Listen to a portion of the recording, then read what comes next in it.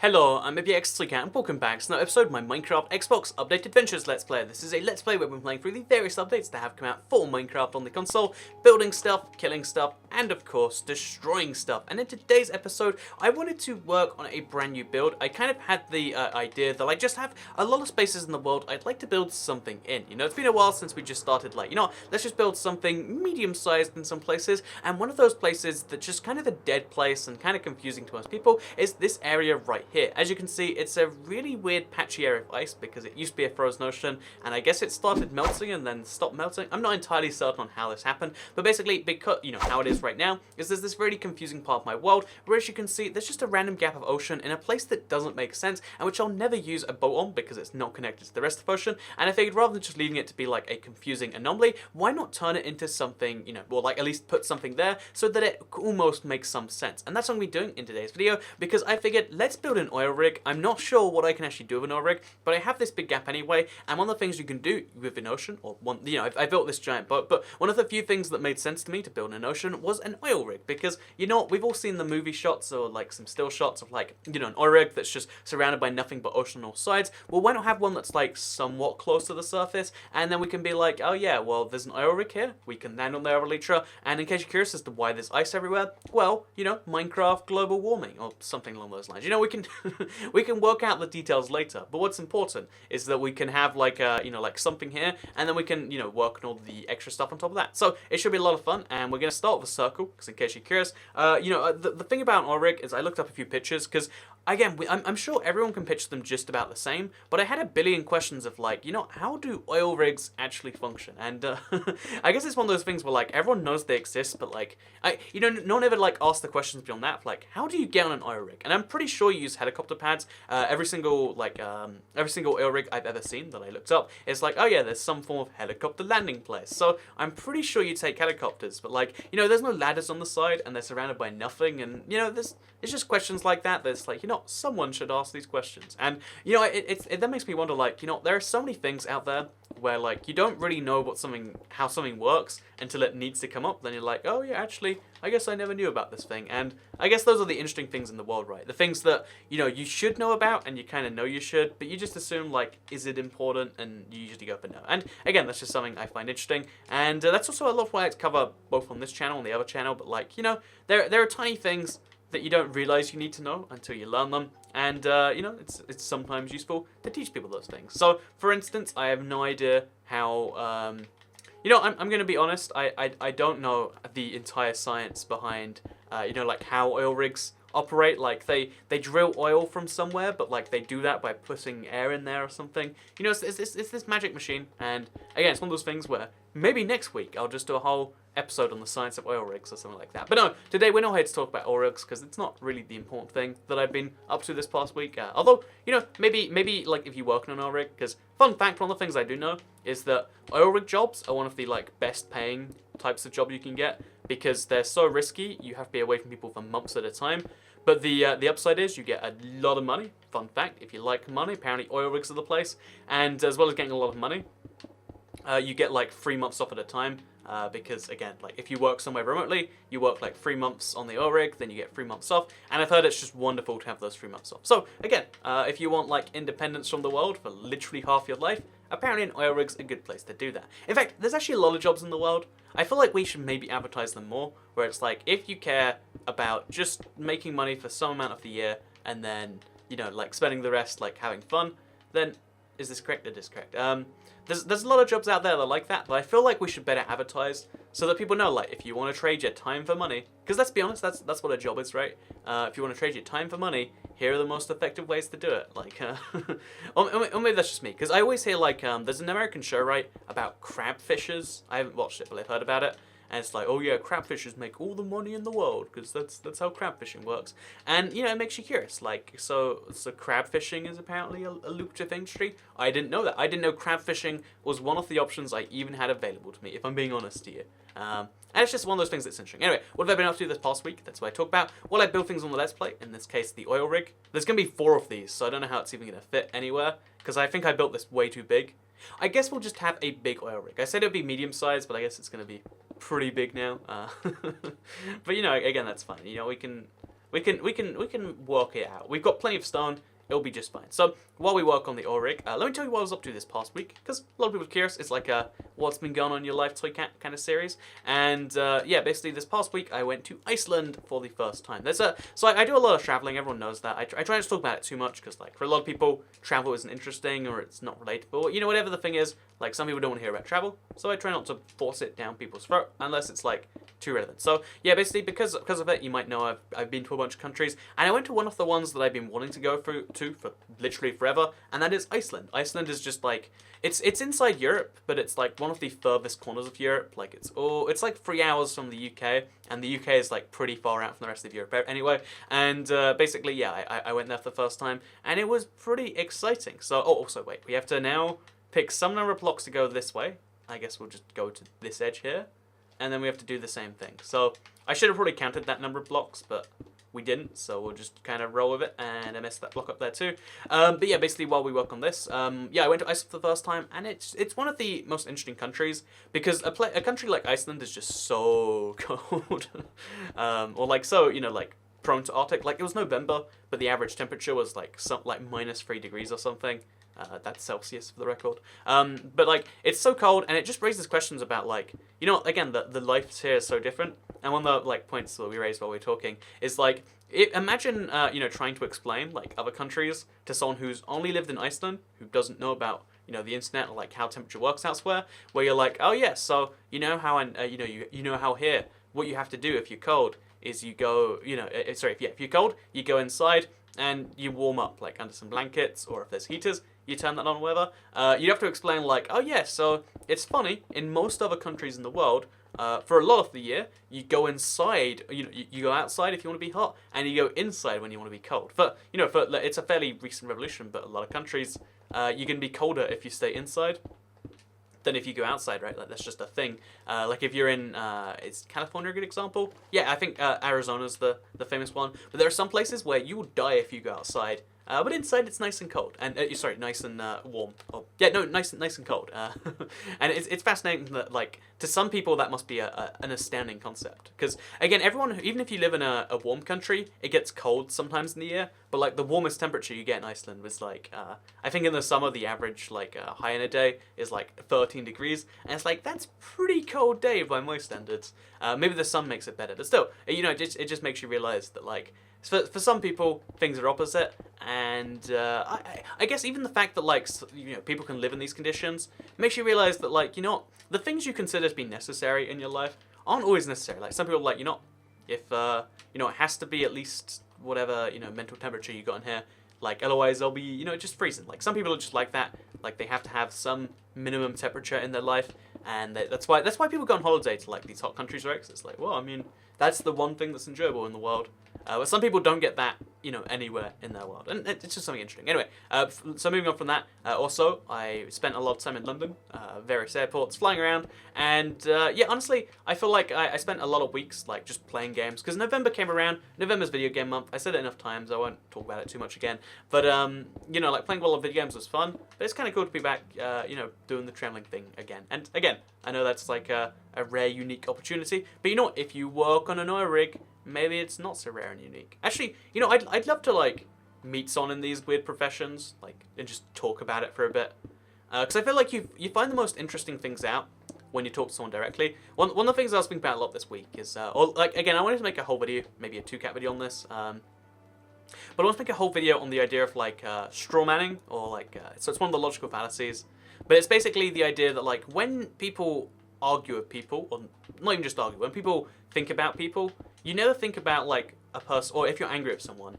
When emotions come into it, this is where it usually comes into play. But if you're angry at someone or about something, you usually don't think about the side that something actually is. You create this like negative like totem of hate in your head, where you're like, oh yeah, they're like that. So for instance, the most famous example is like, oh yeah, think about politics. You know, everyone knows like, you know, everyone knows a certain something or other, politician, president, whatever. There's two sides to every argument, and you know how like any side on that argument you take, you probably think the other side is just dead wrong and they're evil and stuff like that. But it's like, you know, there's reasonable people on both sides. There's evil people on your side, in fact, but you're choosing not to think about them.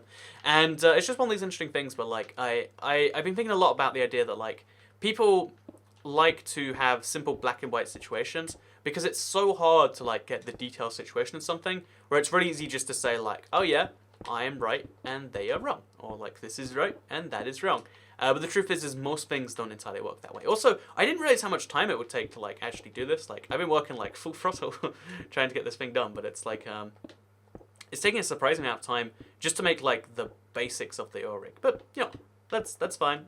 If we just start working a bit faster, then we can at least get like the basics of the thing done. Because even like the space for this is gonna be tricky in my opinion. So we'll just finish this leg right here, and then we'll move on. So it goes 2 this way, and then 1, and then 2 this way, and then we'll build that up all the way to the top.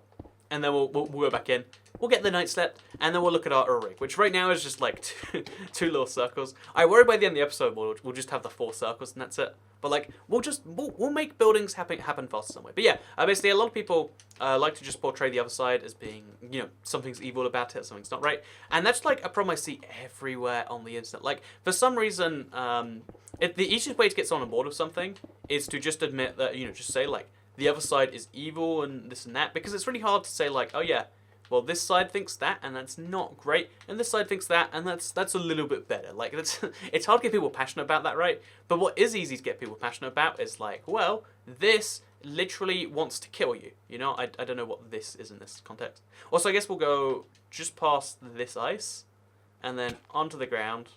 This is where we'll make the next leg. Actually, we'll make it a bit further this way. I don't think oil rigs are perfectly square anyway. And we'll just start from here, and then the rest can happen by itself. So we'll build up, and then the rest can we'll build from the surface on these next legs, because like we can do the underwater bit later. But for now, what's just important is making sure this matches up correctly, or something like that. So is that correct? That's about correct. Anyway, let's go in. Oh no, okay, I didn't fly correctly. So the one benefit of actually flying in water is you can fly out of it really quickly, and there we go. And that's one of the things I forgot to mention. So anyway, basically a lot of people like to just...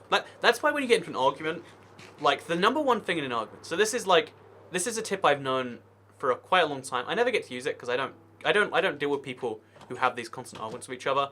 But it's something that I've found is the number one thing throughout life and time again, is you don't have to be right in an argument between friends. You know, like if you want to have lots of people on your side, you don't have to be right. You just have to say the story first. If you say your side of the story first, you say they're a horrible person because they do this, they did that. Even if your story of events is entirely false, the fact that you said it first and you say it in this impassioned way where they seem evil makes people not want to even believe the other person. Like, wow, how can you dare refute that event? You're twisting. You know, if you say someone's manipulative, when that person tries to tell you they're not, they're like, ah, you're manipulating me and you're telling me I'm not. You know, it's like it's a clever logical little trick, right? Like you can trap people like that, and that's because we have this like ingrained thing, it seems almost, to just be like, well, what we're gonna do is we're gonna hate these certain people, and that's just how it's gonna be.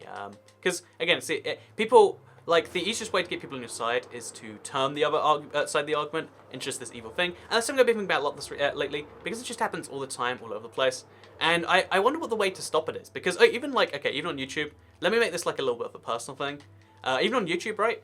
So one of the big problems of all time is how YouTube messes with what it shows you. Like if you don't get to pick what you watch on YouTube anymore, YouTube picks what you watch. And you might think, no, I'm picking. But YouTube chooses what it shows you. So if you want to watch your Toy Cat videos, and YouTube doesn't show you Toy Cat videos, you know, like, because you're so ingrained to like trust YouTube and whatever, that you just assume, oh yeah, there's no Toy Cat videos. Because again, you can only see videos when YouTube tells you about them, because for most people, that's just how the site works, right? Anyway, the reason I bring that up, again, I'm bringing up my particular example, is because the easiest way to like convince people on that is to say, well, YouTube wants my channel to die. Oh my god, YouTube is killing my channel. And it's a really easy way to like get people on board with your argument when you're like, wow, what a heartless, you know, why does YouTube like, you know, why is the big guy dealing with the little guy there? Like, you know, why does YouTube need to come after Toy Cat? Like, what did Toy Cat do to YouTube? Nothing, I think you'll find. And that's because YouTube isn't specifically not showing you Toy Cat videos. There's no guy at YouTube who's like, let's not show Toy Cat videos. But there is a systemic problem where, like, you know, they prioritize certain things over what you actually want to watch. And trying to say it like that, where they're like, oh yeah, well, they're prioritizing you not leaving the site because, you know, over a long period of time, that means you watch more YouTube videos. It's hard to get people on board with that, but it's really easy just to say, YouTube is killing me. It wants me to stop. You know, like, here's the thing: if YouTube keeps doing this, if like again, like random unsubscribing mixes with YouTube not showing my subscribers that are subscribed at my videos, if these things mix for long enough, then eventually what's going to happen, right, is, you know, I will starve to death. That's not really, but if I just say that, like, YouTube wants to starve me to death, then, and if I say that generally and I have like a good argument for it, and it's easy to come up with a good argument for something like that, like, you know, this, that, but if you say something like in any unbalanced way, and you just present something as like, oh, okay, to get more stone.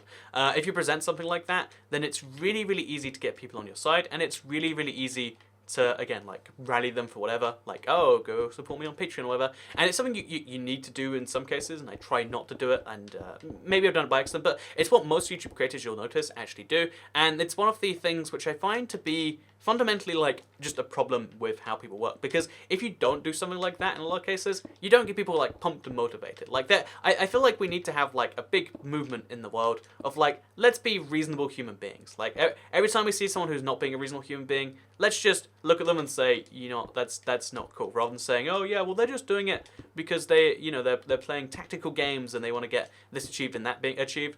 We should just look at things and say, look, now if you try to tell them if you spend your entire life being against something rather than for something, then you haven't really achieved something. You're just trying to get public opinion for whatever reason, and it's something I realized, and I'm going too much into it right now. So instead, let me talk about marketing, right? Because marketing is something I think about all the time. To some extent, YouTube is a marketing game, right? Because, you know, now that YouTube only shows you videos if enough other people click them, you need to get clicks on the video. Some people are like, oh, Toycat, how dare you not title this video just Minecraft --001. So people are like, you know, you see, that's me showing me right there. Like, no one actually says do that, but people are like, Toycat, I know this is clearly a build tutorial. Why did you say it's turning a ghast into a portal? And it's like, that's what I'm doing. I'm teaching you how to build a ghast, then turn it into a portal. And it's like, it's obvious it's on the inside. And it's like, well, I mean, what are you saying there? Like, everything should be titled like how to build a ghast with a nether portal inside. I mean, maybe so, but then gets less people, this, that. My point being here is that marketing is like a big part of YouTube to some extent, and it's something that you need to do, because if you don't do it, then, you know, your subscribers don't see the videos. Like, YouTube made it necessary to appeal to new people, to appeal to your existing people, which is weird and sounds unbelievable. If I'm being honest, like, I wouldn't believe it if I hadn't seen the first-hand effects. You know, it sounds like a strong argument, but it's like a real thing right there. So anyway, the reason I mentioned that, we have to stay perfectly aligned with this, and then somehow perfectly aligned with this. So this is the very corner of the circle. Let's go. So we have to just place some blocks, and then we'll be very quick on the rest of them, because, like, again, it's taken it's taken a surprising amount of time just to make these feet properly work, and you know, the feet's just like the first step really. So it goes 5 blocks this way, and then we'll just do the very basics we need for this, like literally surface level here. So anyway, back to what I was saying. Oh, I shouldn't be doing that at the surface, but again, it's fine. We got bigger concerns on our hands. So yeah, basically, it's really easy to just like create things like that. I know, marketing. So marketing is really interesting, because it's all over the place, and it seems like it provides nothing for your life. Like, you probably think of marketing as being this evil thing, or you think of it as being this thing that doesn't affect you. But I actually think to myself a lot of the time, like, what if that is the one thing that makes things exciting for people? So if you think about, like, again, one of the things that makes, like, I guess, like, I don't want to, like, make this political in any way, but, like, you know, if you think about, like, a communist system where you get, like, given one brand of, like, shower gel, then you're probably not excited with that brand of shower gel. It's just like, this will keep you clean and fresh and stuff, and that's not exciting. But the thing is I actually have, like, I have a bunch of shower gel, all from, like, the same brand, but, like, they've all got different slogans on, and none of these slogans make any sense. So I've got shower gel that claims that it's got caffeine in there. It's got 10... Oh, this isn't right, is it? Oh, it is, it's right. It claims it has, like, 10 milligrams of caffeine per I'm not even sure what per usage. It says something like that. And it's like, you put caffeine in the shower gel, like, is that actually going to achieve anything? Probably not, right? But then it's one that's like, oh yeah, this is like -4 degrees. It's like, I'm pretty certain that shower gel is not -4 degrees. But my thing is, like, marketing and just, like, saying weird stuff like, oh, did you know this will magically make that happen? Even if it's not true, I feel like there's some benefit in being lied to in those certain cases. Like, again, I'm not saying, like, this is a good thing for marketing as a whole, but, like, in the cases of, like, again, the random shower gel I just mentioned, so we're going to build up now, maybe, like, 6 blocks from the surface? I'm not certain. And then we'll build over to the other parts of the oil rig, and then that can be the basics done.